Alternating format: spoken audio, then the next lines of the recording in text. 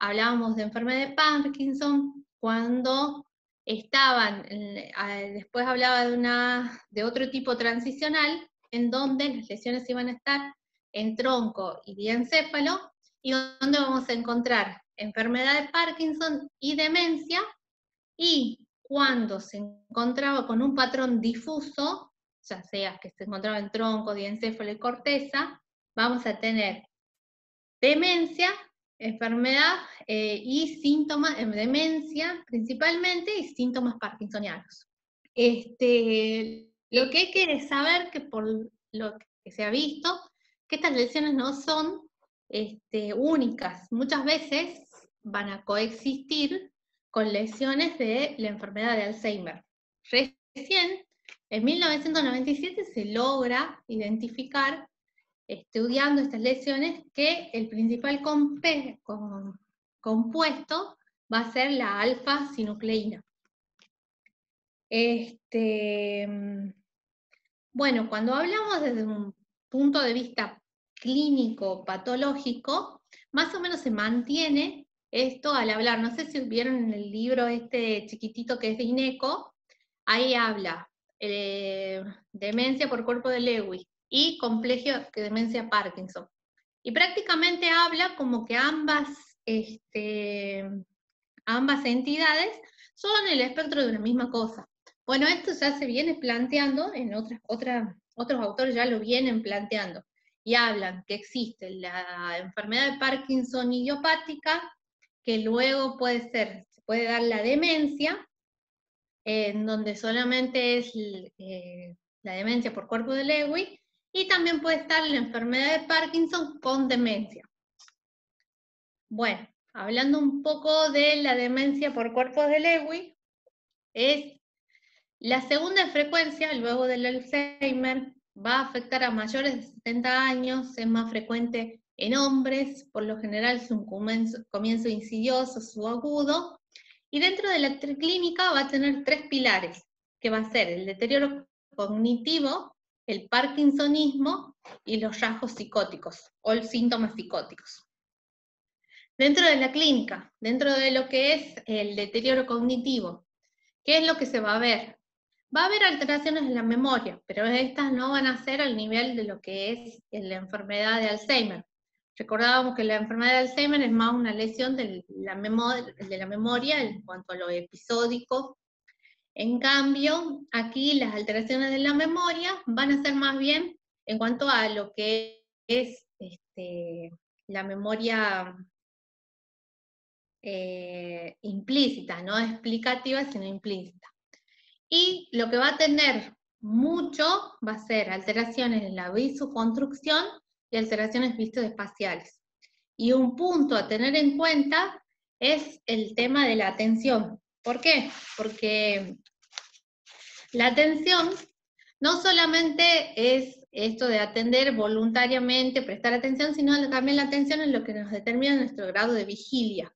Y uno de los síntomas o cuadros fundamentales que se dan en la enfermedad de Parkinson va a ser las fluctuaciones que se van a dar, las fluctuaciones cognitivas, estos estados de confusión. ¿Qué hay que tener? O sea, es uno de los síntomas cardinales y va a haber que diferenciarlo.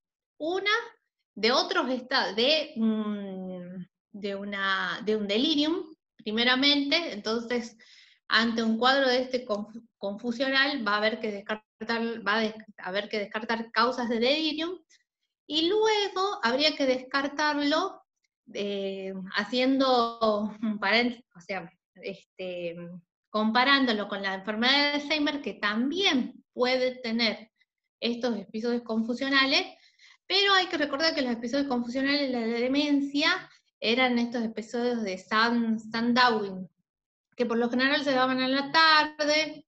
En cambio, esto es lo que aparece en la enfermedad de Lewis, se pueden dar en cualquier momento del día. No cumple eso que pasa con la enfermedad de Alzheimer. Y eso es uno de los síntomas cardinales. Luego,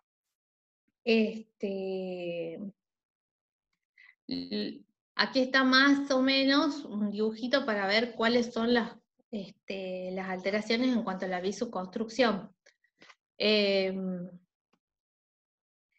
Luego, otro de los síntomas es el parkinsonismo. El parkinsonismo puede llegar a preceder a los síntomas de demencia, o pueden aparecer después. Pero ¿cuál es la cuestión en cuanto al parkinsonismo? En cuanto a cómo se dan estos síntomas. Nunca van a llegar a ser o van a tener la entidad que tienen en la enfermedad de Parkinson. ¿Cuáles son estos síntomas que se van a dar? La rigidez, la bradicinesia, la amimia, y por lo general, primero se va a dar, va a haber una respuesta parcial a la levodopa, y lo que hay que tener muy en cuenta es que el 50% de estos pacientes van a ser hipersensibles a antipsicóticos. ¿Cuál es la causa más común de consulta cuando uno con un enfermo con demencia? Los síntomas conductuales, los síntomas psicóticos. Entonces hay que tener mucho cuidado, porque lo primero que nos van a consultar por alteraciones conductuales o síntomas psicóticos que se dan mucho en esta clase en esta enfermedad, y siempre echamos a mano lo que tenemos, así que hay que tener cuidado porque podemos hacer mucho mal con el tema de los antipsicóticos, con el uso de los antipsicóticos. Y por otro lado, lo que van a aparecer son los síntomas psicóticos.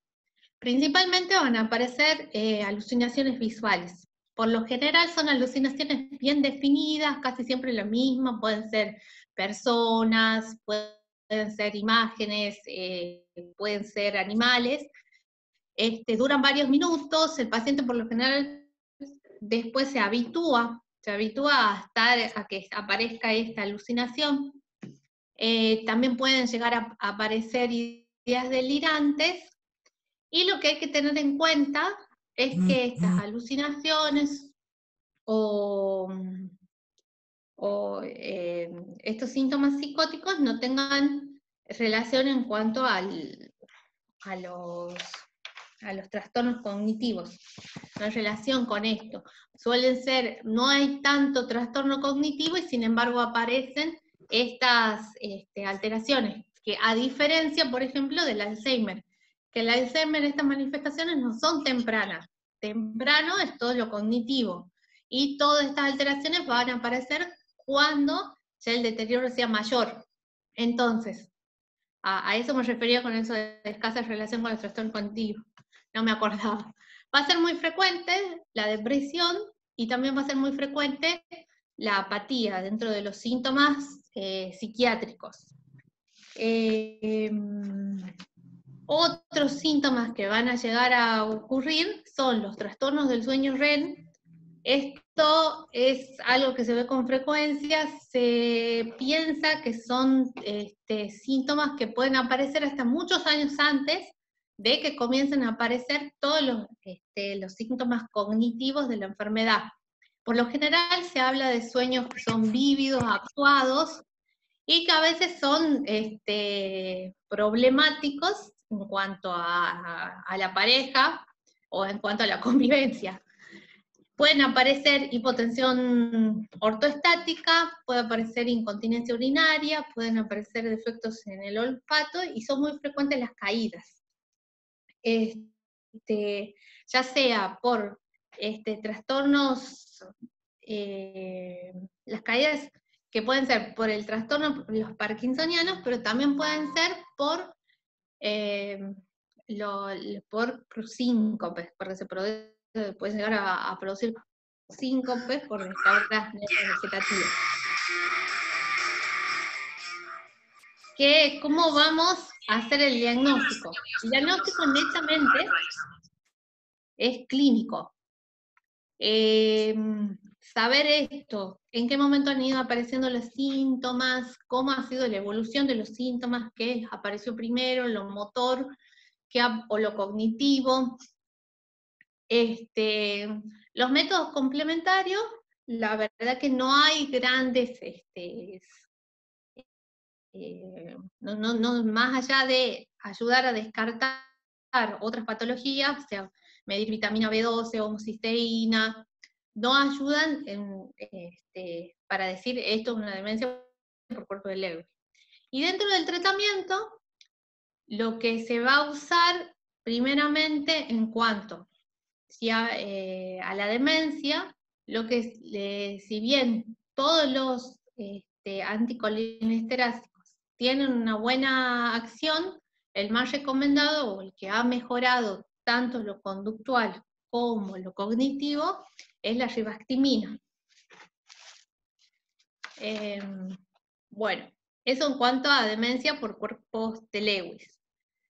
Luego pasamos a la demencia en la enfermedad de Parkinson, que está ahí relacionada, y lo que vamos a ver en cuanto a la demencia de Parkinson, o lo que sabemos de Parkinson, es que es una enfermedad neurodegenerativa que va a afectar al 1 o 2% de la población, que va a ser más frecuente en mayores de 65 años, aunque hay variantes en personas más jóvenes.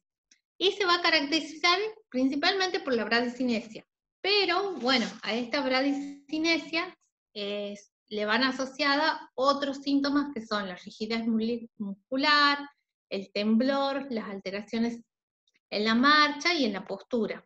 Esos son como los síntomas fundamentales. El diagnóstico de la enfermedad de Parkinson también es clínico y muchas veces es prueba y error. Hay pacientes con síntomas de Parkinson, mejoran con el tratamiento antiparkinsoniano, es Parkinson, hasta que se demuestre lo contrario. Bueno, lo que se dice, que muchas veces la aparición de la demencia en los trastornos si bien el Parkinson en sí tiene alteraciones cognitivas, la aparición de la demencia demuestra que hay una evolución de esta enfermedad y que las lesiones han comenzado a distribuirse en la corteza. La frecuencia con que se van a dar las demencias va a depender mucho del tipo de Parkinson que tengamos, va del síndrome parkinsoniano. Va a ser más frecuente en las rígidos accinéticas, luego le van a seguir las mixtas, y por último las tremóricas. Lo que es muy importante aquí, en cuanto a hacer un diagnóstico de demencia, son los factores de riesgo que hay, y que nos pueden ayudar a orientarnos a decir, primero tuvimos el Parkinson, y luego pasamos a tener demencia. Los factores de riesgo, siempre la edad va a ser un determinante. La duración y la intensidad de la enfermedad del Parkinson. A mayor duración e intensidad, mucho más riesgo de demencia. Una historia de familiar de demencia, ya sea vascular, Alzheimer, también están asociadas a un mayor riesgo de tener una demencia en la enfermedad de Parkinson. Una afección axial del habla, las variantes rígido-acinéticas, la depresión, la somnolencia diurna, los trastornos en la conducta del sueño, la disminución de la fluidez verbal, resultados bajos en los test neuropsicológicos, que sería más o menos como decir, tengo un deterioro cognitivo leve y que puede llegar a evolucionar a una demencia. La falta de respuesta del tratamiento y la aparición de alucinaciones en el tratamiento con la levodopa. ¿Cuáles son los síntomas que vamos a tener en la demencia en cuanto a los síntomas que vamos a tener en la demencia, en la enfermedad de Parkinson, en cuanto a demencia? Bueno, ¿qué se van a dar? Alteraciones cognitivas. Las alteraciones cognitivas, en especial la atención. Esto va a ser muy parecido a lo que pasaba en la enfermedad de Lewis, con estas alteraciones fluctuantes de la cognición. En la memoria va a haber alteraciones en la codificación y recuperación. ¿Esto qué quiere decir? Que, por ejemplo, cuando hacemos el test de un mini mental y decimos pelota, bandera, árbol, y el paciente después tiene que volver a repetirnos, después lo que va a pasar, por ejemplo, en la demencia, es que uno le va a dar pistas a ese paciente para que recupere las palabras estas y no las va a recuperar. En cambio, en el Parkinson o en las enfermedades o en las demencias subcorticales va a haber una recuperación, o sea que la información se guarda. Lo que es difícil es recuperarla. Entonces mejora con pistas. Yo le doy una pista del paciente, le pregunté cuáles eran las palabras, le digo, una era una cosa redonda y posiblemente puede llegar a decirme, estábamos hablando de una pelota. Lo que sí va a estar muy alterado son las funciones ejecutivas. Hay que acordarse que las funciones ejecutivas es como sería la integración de muchas funciones. Entonces, por ejemplo, si la atención, la recuperación en la memoria están alteradas, se alteran las funciones ejecutivas. Bueno, dentro de las alteraciones neuropsiquiátricas va a haber alteraciones en la conducta, en el estado de ánimo y en lo que hace la personalidad. Dentro de la conducta, muchas veces son productos de el tratamiento. Por ejemplo, pacientes que están en tratamiento con levodopa, una de las alteraciones puede ser que aparezcan alucinaciones, que aparezcan ideas delirantes, aparece una hipersexualidad también.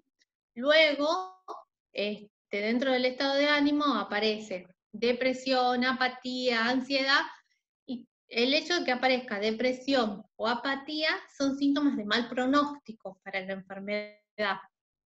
Y luego trastornos de la personalidad. ¿Cómo va a ser el diagnóstico? El diagnóstico nuevamente va a ser clínico. No hay algo patognomónico dentro de las imágenes y todo. Todo está en estudio, pero nada es puntual. ¿Y qué es lo que hay que saber?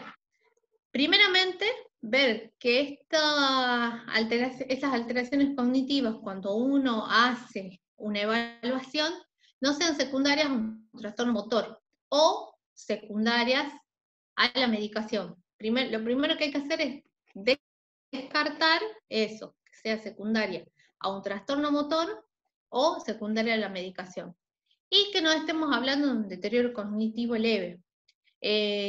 Muchas veces el hecho de la evaluación hace que las puntuaciones sean un poco más bajas.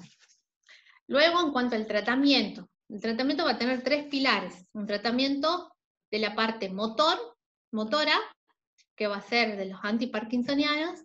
Luego va a tener un tratamiento de la parte psicoconductual, y en esto especialmente lo que vamos a tratar es la depresión, que se va a tratar como normal, o sea, con los fármacos que se utilizan con mayor frecuencia, con los HIRS que generalmente. Siempre hay que tener en cuenta que si hablamos de pacientes añosos, son pacientes que tienen otras patologías, entonces vamos a tener que tener cuidado con hipertensión, diabetes, todas las otras patologías que pueden estar juntos con esta. Pero es muy importante, como les decía, tratar la depresión, porque es un síntoma de mal pronóstico, es un paciente que se va a deteriorar mucho más rápido.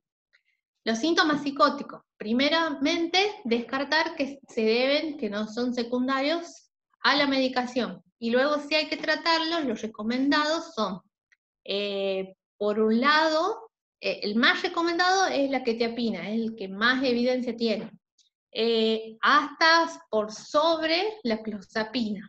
Ese es el tratamiento que más se recomienda. Aún así, en dosis más o menos de entre 100 y 200 miligramos se ha visto que empeoran los síntomas motores. Y dentro de los cognitivos, también, como era el caso de la enfermedad de Lewis, El más recomendado dentro de los anticolinestéricos es la ribastimina. La ribastimina en dosis de 3 a 12 miligramos, más o menos. Bueno, esto es más o menos la bibliografía. Le falta completar un poco ahí al Power, pero eso es más o menos la clase de hoy. Me faltó muchas gracias. Bien. Bueno, primero muchas gracias a vos, Mariela. A ver, no sé si nos estamos viendo. Dejar de compartir, pone. A ver. Ahí. No, no me sale. Ya. Ya.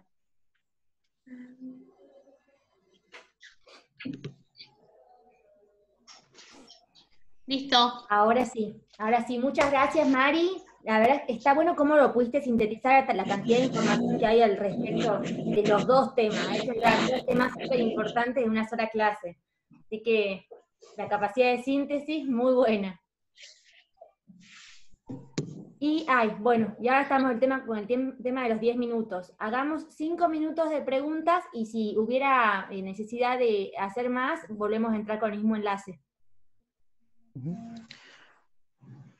Bueno, antes que nada, agradecerte, Mariela, la predisposición, aún en tiempos de pandemia, y me parece que el módulo de neuropsiquiatría que hemos armado entre todos, digamos, la verdad que está muy, pero muy bueno.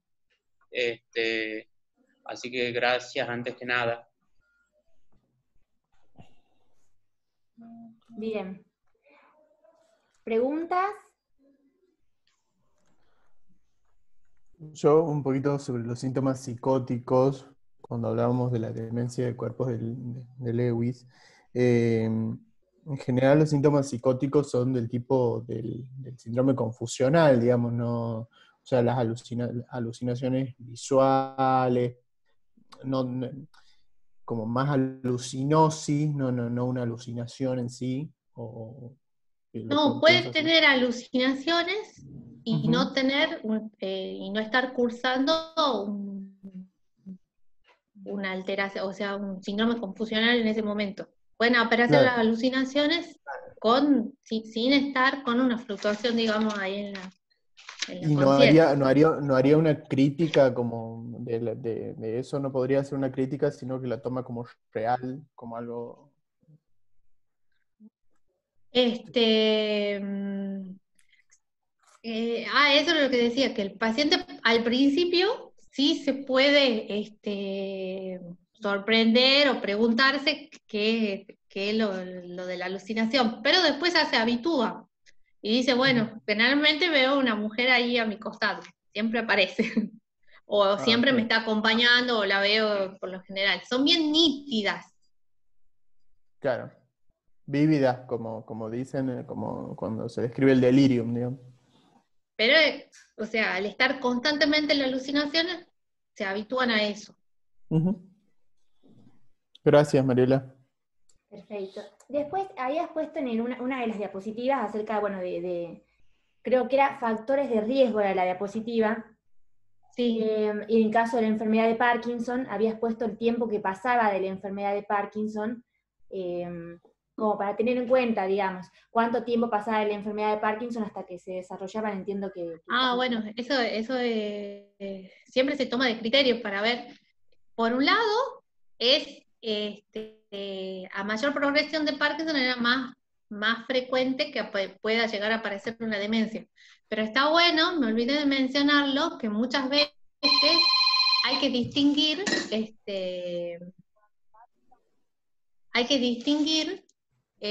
si la demencia y la enfermedad de Parkinson son dos entidades diferentes, porque puede coexistir enfermedad de Parkinson con enfermedad de Alzheimer, puede coexistir demencia por cuerpo de Lewy con enfermedad de Alzheimer, que era lo que yo comentaba un poco. Entonces lo que se ha tomado como estándar es que primero aparezcan los síntomas motores y que por lo menos pasado un año recién aparezcan los síntomas cognitivos. Perfecto. Para decir, bueno, es una demencia asociada a la enfermedad de Parkinson. Perfecto. Bastante claro eso. Y por otro lado, en el caso, habías señalado una mala respuesta, o no, una respuesta con... Ay, se quedó congelada, Mariela, me parece. Ahí está. Sí. Había señalado esto de la aparición de síntomas psicóticos asociados a levodopa, ¿así había sido? ¿La perdimos? No. No, Mariela. ¿Cómo? Mari, ¿me escuchás? Sí, ahí escucho. Perfecto. Creo que era justo en la misma diapositiva que había señalado esto de la respuesta a levodopa con, o sea, responder a levodopa con síntomas psicóticos. ¿Puede ser? Claro. Ajá. Sí, sí, Eso sí. lo considerabas también como como criterio para determinar que esta demencia correspondía a la enfermedad. No, que era un factor de riesgo. O sea, si un paciente responde a los tratamientos con levodopa, si responde dando síntomas psicóticos, era más factible que luego en lo posterior aparezca una demencia. Perfecto. Sin haber síntomas de demencia anteriormente. O sea, Claro. en un inicio de la enfermedad. Ah, perfecto, perfecto. Bueno, eso está bueno como para considerarlo. Y, Bueno, ahí la Tati pregunta si en cuanto a las alucinaciones visuales hay construcciones delirantes. Según lo que yo he leído, no. Son alucinaciones que aparecen, que están ahí bien diferenciadas, que el paciente las identifica, sabe qué son, y no hay una construcción delirante al respecto. Sí hay construcciones delirantes, por ejemplo, sí aparecen mucho todo lo que es perjuicio, muchas veces piensan que hay otras personas que habitan en la casa, lo del delirio de Capgras también puede llegar a aparecer. La celotipia es muy frecuente en estas alteraciones, pero no es tan frecuente que el mecanismo de las ideas delirantes sea a modo por alucinatorio sería. perfecto. Bueno, creo que estuvo bastante claro. No sé si hay alguna pregunta más. Bueno, me parece que son temas igual que está bueno tener después, la idea es que esto esté grabado, tener la grabación, poder seguir viendo las diapos y demás como para aclarar en otro momento. Me gustaría agregar solamente que eso que dice Mariela es súper importante lo de la celotipia, porque a veces uno recibe un paciente y ya cree que hay una estructura psicótica, no se puede cometer el error, como decía Mariela, de agravar el caso poniéndole un antipsicótico típico, por ejemplo. Entonces, me parece que eso de la celotipia es uno de los síntomas bien interesantes cuando llega, digamos, ¿no? El paciente y dice, no, sí, mi esposo me engaña con la vecina, y porque me pasó de ver casos así más que nada en el hospital general. Entonces, si uno no la piensa, por ahí cuando no tiene, yo que no tenía tanta experiencia en neuropsiquiatría, me podría haber comido el garrón, digamos. Bien, bueno, está bueno tenerlo en cuenta.